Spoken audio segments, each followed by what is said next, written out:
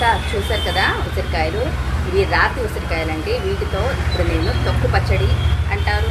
తొక్కు పచ్చడితో పాటు రోటి పచ్చడి కూడా చేసి చూపిస్తానండి. వీడియో నచ్చితే ఎక్కడ స్కిప్ చేయకుండా వీడియోని మిస్ కాకుండా చూడండి. వీడియోని ఎక్కడ స్కిప్ చేయకుండా చూడండి. వీడియో నచ్చితే ఖచ్చితంగా లైక్ చేయండి. ఇప్పుడు ఈ ఉసిరికాయని శుభ్రంగా కడిగి ఫ్యాన్ కింద అంటే ఆ క్లాత్ వేసేసి శుభ్రంగా కడిగి క్లాత్ మీద వేసి ఆ తర్వాత తుడిచి ఆరబెట్టాలి. ఈ ఉసిరికాయతో నిల్వ పచ్చడి చేస్తారు, నల్ల పచ్చడి చేస్తారు, రోటి పచ్చడి చేస్తారు, కాయ పచ్చడి చేస్తారు, అలాగే పులిహోర చేస్తారు, అలాగే రసం కూడా చేస్తారు. నేను ఆల్రెడీ ఈ వీడియోస్ అన్నీ కూడా మన ఛానల్లో పోస్ట్ చేశాను. మీకు ఏదైనా వీడియో కావాలంటే తప్పకుండా ఛానల్ సెర్చ్ చేసి చూడండి. ఉసిరికాయని శుభ్రంగా కడిగి ఇలా క్లాత్లో ఒక 10 నిమిషాలన్నా ప్యాన్ గాలికి కానీ లేదా బయటైనా సరే పెట్టి ఆరబెట్టుకోవాలి. ఇలా క్లాత్తో తుడుచుకొని ఆరబెట్టుకోండి. ఇలా చేయటం వల్ల పచ్చడి అనేది ఎక్కువ రోజులు నిల్వ ఉంటుంది. ఇప్పుడైతే నేను ఈ ఉసిరికాయల్ని చిన్న చిన్న ముక్కలుగా కోస్తాను. ఈ ఉసిరికాయలు మనం రోజుకి కొద్దిగా ఉసిరికాయ పచ్చడి తింటే మన హెల్త్కి చాలా మంచిదండి. బీపీ ఉన్న వాళ్ళకి అలాగే లివర్ ప్రాబ్లమ్స్ ఉన్న వాళ్ళకి ఈ ఉసిరికాయ పచ్చడి అమృతం అనే చెప్పచ్చు.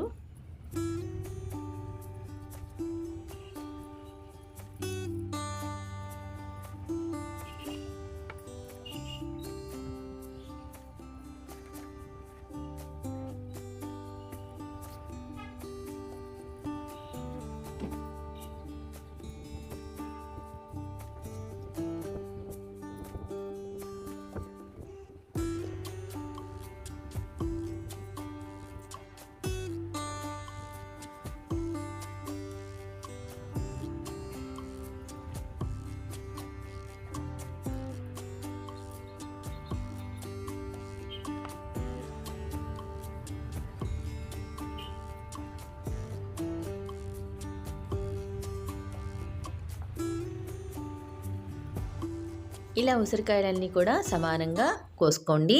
ఒక డబ్బాలో ప్లాస్టిక్ డబ్బాలో వేసుకోవాలి. గాజు సీసా అయినా పర్లేదు, ఒక ప్లాస్టిక్ డబ్బాలో అయినా కూడా వేసుకొని భద్రపరచుకోవచ్చు. ఇక్కడ నేను కరెక్ట్గా ఒక 1/2 కేజీ ఉసిరికాయని అయితే తీసుకున్నానండి.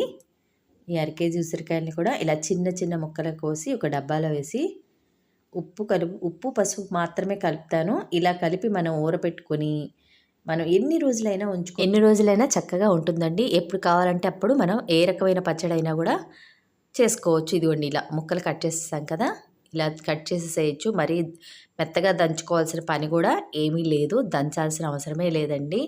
ఇలా కోసిన ముక్కల్లో ఇప్పుడు మనం ఉప్పు పసుపు వేసి ఊరపెట్టేసి అలా వదిలేసేసి మనం ఎన్ని రోజులు కావాలంటే అన్ని రోజులు అలా నిల్వ పెట్టుకొని మనం పచ్చడి తినాలి, ఉసిరికాయ పచ్చడి తినాలి అనుకున్నప్పుడు కొద్దిగా పచ్చడి అనేది నూరుకోవచ్చు అనమాట.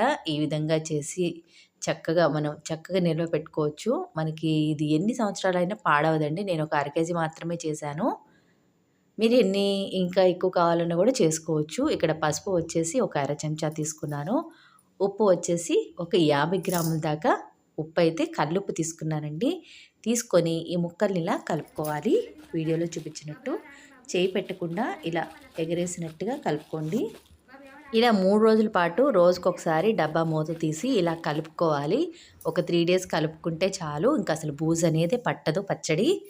ఇదిగోండి ఇలా 3 రోజులు కలిపితే నాకు ఇలా రెడీ అయిందనమాట. 3 డేస్ కూడా అప్పుడప్పుడు మూత తీసి ఇలా ఉప్పు పసుపు పైకి కిందకి వచ్చేలాగా కలుపుకోవాలి. లేదా మనం అలాగే వదిలేసామనుకోండి బూజు వచ్చేస్తుంది. అందుకని ఖచ్చితంగా ఇలా కలుపుకోవాలన్నమాట. మనం చిన్న చిన్న ముక్కలుగా కోసి ఉప్పు పసుపు వేసి ఊరపెట్టుకున్నాం కదా. కరెక్ట్గా 3వ రోజు తర్వాత మనం ఏం చేయాలో చూద్దాం రండి. 3 రోజుల తర్వాత ఇది పచ్చడి చేసుకోవడానికి రెడీ అయిపోయిందండి. అంటే మనం ఇలాగే ముక్కల్ని ఉంచుకొని ఎప్పుడు పచ్చడి కావాలంటే అప్పుడు కొన్ని ముక్కలు తీసుకొని ఎటువంటి పచ్చడి అయినా కూడా చక్కగా చేసుకోవచ్చు. ఇందులో కొన్ని ముక్కలు అయితే తీసి నేను ఇప్పుడు రోటి పచ్చడి అయితే చేస్తున్నాను. ఉసిరికాయ రోటి పచ్చడి అయితే కొన్ని ముక్కలతో చేస్తున్నానండి. కొన్ని ముక్కలు అలాగే ఉంచేస్తాను. మళ్ళీ ఎప్పుడైనా మనం పచ్చడి చేసుకోవాలంటే పనికి వస్తాయి అనమాట. తర్వాత పొయ్యి మీద బాండి పెట్టి ఆయిల్ అయితే ఒక 3 చెంచాలు వేసుకున్నాను. ఆయిల్ హీట్ అయిన తర్వాత పచ్చిమిర్చి వేయించుకుంటున్నానండి. ఎండుమిర్చితో కూడా చేసుకోవచ్చు, కానీ పచ్చిమిర్చి టేస్ట్ బాగుంటుంది రోటి పచ్చడికి. ఉసిరికాయ రోటి పచ్చడికి కొద్దిగా కారం ఎక్కువనే వేసుకోవాలి. ఉసిరికాయ పులుపు వగరు 2 ఉంటుంది కాబట్టి పచ్చిమిరపకాయలు ఆ మాత్రం పడతాయి. నేను మొత్తం ఒక 50 గ్రాముల ముక్కలు అంటే ఊరబెట్టిన ముక్కలు ఒక 50 గ్రాముల దాకా తీసి పచ్చడి అయితే చేస్తున్నాను. పచ్చిమిర్చి ఇలా వేపుకోవాలి.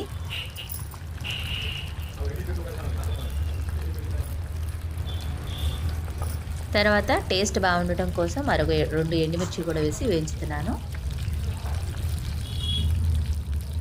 కొన్ని చిన్నులపాయ రబ్బలు కూడా వేసేసి 1 నిమిషం పాటు వేయించేసి ఇవన్నీ ఒక ప్లేట్లోకి తీసేసుకోవాలి.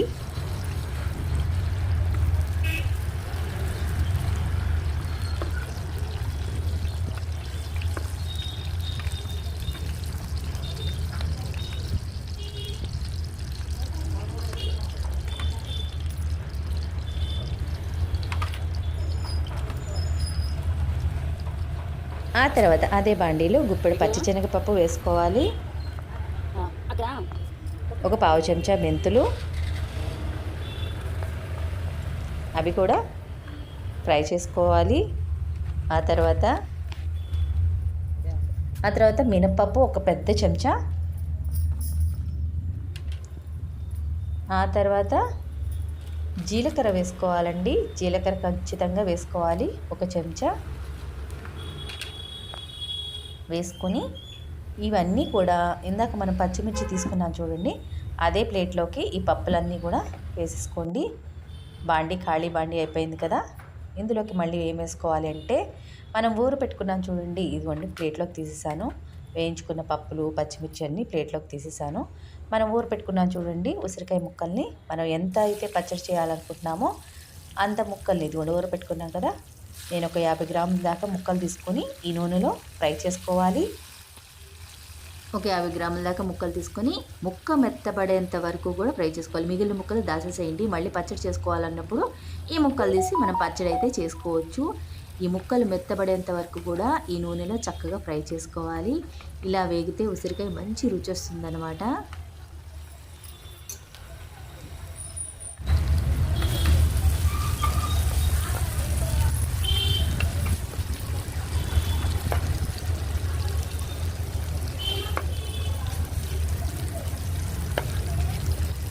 మనం గరిటతో ఇలా అంటే చక్కగా నలిగిపోవాలి. అప్పుడే ఉసిరికాయ పచ్చడి అనేది బాగుంటుంది.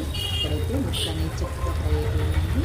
ఇప్పుడు ముక్కలు తీసి నేను రోల్ దగ్గరికి వెళ్ళి వేయించుకున్న పప్పులు పచ్చిమిర్చి ముక్కలు ఫ్రై చేసుకుంటాను.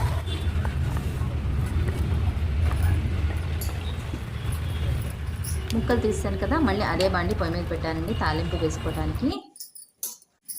ఎందుకంటే మనం ఉసిరికాయ పచ్చడి నూరగానే తాలింపు అనేది చల్లగా ఉండాలి, వేడివేడిగా అస్సలు వేయకూడదు. అందుకని ముందుగానే తాలింపు వేసుకుంటున్నాను. తాలింపుకి సరిపడా ఆయిల్ అయితే వేసాను. అందులో పచ్చిశనగపప్పు 1 చెంచా వేసుకున్నాను. ఆ తర్వాత మినపప్పు 1 పావు చెంచా, ఇవి వేపుకోవాలి. తర్వాత 1 పావు చెంచా ఆవాలు వేసుకున్నాను. ఆ తర్వాత ఎండుమిర్చి కొద్దిగా 1 ఎండుమిర్చిని ఇలా తునకలుగా చేసి వేసుకున్నాను. చివరిగా కరివేపాకు, కొద్దిగా కొత్తిమీర నా దగ్గర ఎక్కువ లేదండి, ఉంటే ఎక్కువ వేసుకోవచ్చు. ఈ తాలింపుని దించేసి చల్లారబెడుతున్నాను. పచ్చడి నూరాక కలుపుతానండి. ఇప్పుడు పచ్చడిని నూరటానికి రోల్ దగ్గరికి అయితే వచ్చేసాను. ముందుగా పప్పులు పచ్చిమిర్చి దంచుకోవాలి.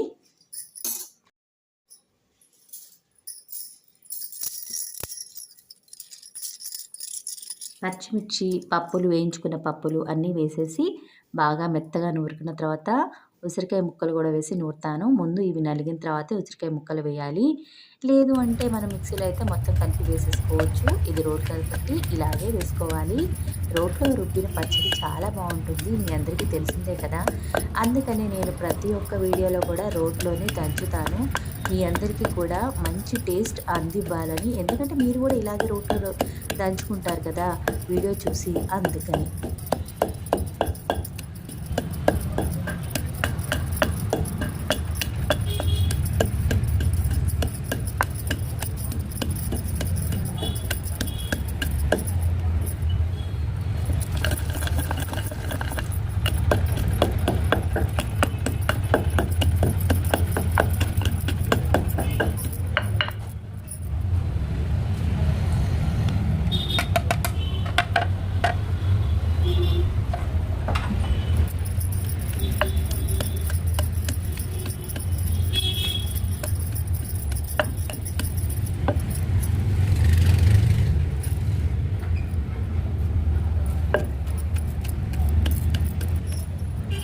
ఉసిరికాయ ముక్కలు కూడా వేసి బాగా దంచేసానండి.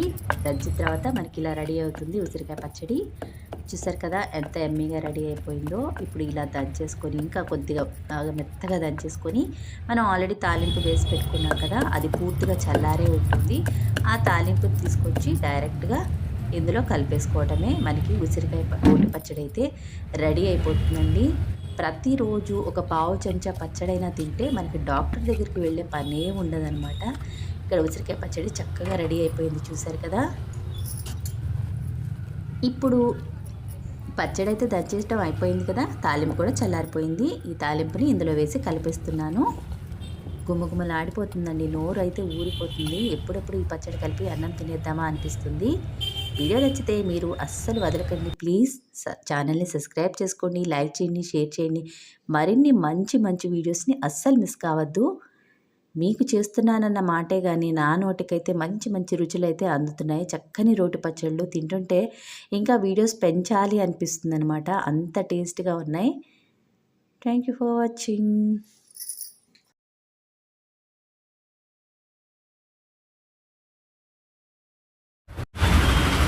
ఇలా చేసిన రోటి పచ్చడి ఖచ్చితంగా మనకి 15 రోజులు ఫ్రిడ్జ్లో లేకపోయినా కూడా చక్కగా నిల్వ ఉంటుందండి.